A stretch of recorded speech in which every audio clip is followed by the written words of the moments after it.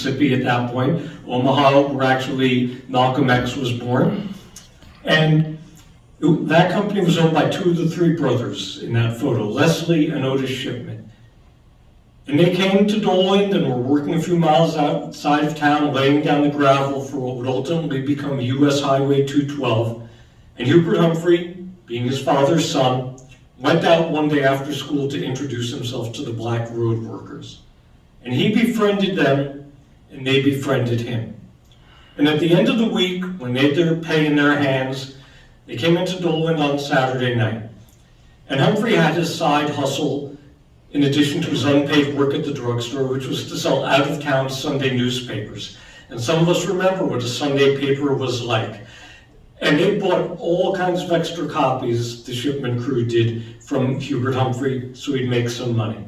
And they took him at age 11, there he is with his pet dog, at age 11 into the most transgressive place in Doland, the pool hall, and bought him strawberry pop and let him hang out with them. And then the crew moved on to their next job in Iowa, but Hubert Humphrey never forgot about this encounter.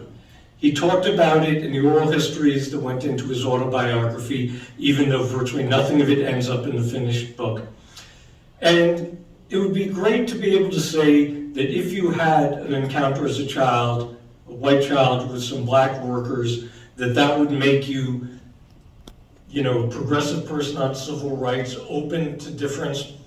If only life were that simple. It doesn't happen that way. In fact, part of the story of the South, as we know from Faulkner's novels, is the friendship of the young black child and the black who worked for the family that would be sundered by the rules of Jim Crow later on.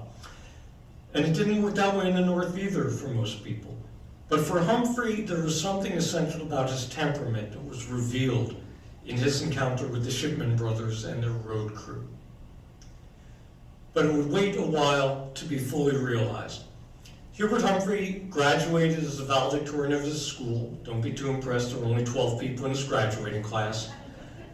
And he went to start his studies at the University of Minnesota with the unfortunate timing of the fall of 1929, just a few weeks